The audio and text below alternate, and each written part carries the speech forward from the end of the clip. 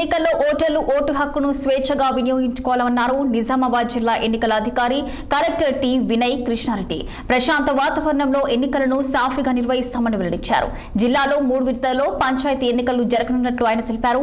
ఎన్నికల నిర్వహణకు అవసరమైన పోలింగ్ సామాగ్రి అన్ని ప్రాంతాలకు చేర్చేలా చర్యలు తీసుకున్నట్లు తెలిపారు. ఎన్నికల సిబ్బందికి ఇప్పటికే శిక్షణ పూర్తి చేసినట్టు వెల్లడించిన వినయ్ కృష్ణారెడ్డి ఏకగ్రీవ ఎన్నికలకు సంబంధించి రాష్ట్ర ఎన్నికల సంఘం నుండి మార్గదర్శకాలు రావాల్సి ఉందన్నారు. ఏకగ్రీవాల కోసం ఎవరు బలవంతపు విధానాలను అవలంబించరాదని కలెక్టర్ సూచించారు. అలాంటి వారిపై చట్టపరంగా కఠిన చర్యలు తీసుకుంటామని హెచ్చరించారు collector Vinay Krishna Reddy.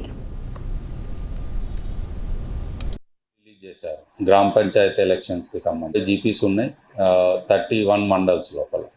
So 2 mandals urban కాబట్టి 31 మండల్స్ బ్యాలెన్స్ 31 లోపల 3 ఫేజుల లోపల ఎలక్షన్ జరుగుతాయి. సో ఫస్ట్ ఫేజ్ లోపల 11 మండల్స్ ఉన్నాయి.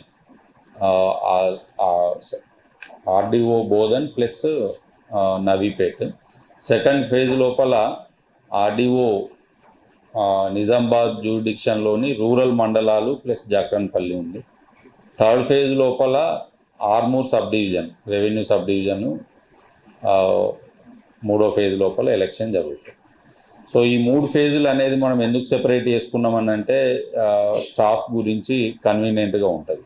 పోలీస్ యంత్రాంగం కానీ మన పోలింగ్ ఆఫీసర్స్ కానీ అందరినీ కూడా అడ్జస్ట్ చేసుకునేందుకు అవకాశం ఉండాలనే ఉద్దేశంతో 3 ఫేజులలో పెట్టుకున్నాం. రాష్ట్రం అంతటా కూడా అన్ని జిల్లాలలో 3 ఫేజుల్లోనే నడుస్తుంది. సో దానికి సంబంధించి మొత్తం ఒక్కొక్క ఫేజ్ వైజు నామినేషన్స్ నుండి కౌంటింగ్ దాకా షెడ్యూల్ మీకు కాపీ ఒకటి అందజేశాము. ఎవరికైనా రాకుంటే ఇప్పుడైనా సరే మీరు వెళ్ళే లోపల మళ్ళీ ఒక కాపీ ఇస్తాం. సో వీటికి సంబంధించి లాస్ట్ టైమే ఫుల్ ఫ్లెడ్జ్డ్గా మేము ప్రిపేర్ అయ్యాము. సో కాబట్టి ప్రిపేర్నెస్ లోపల ఇష్యూస్ ఏం లేవు.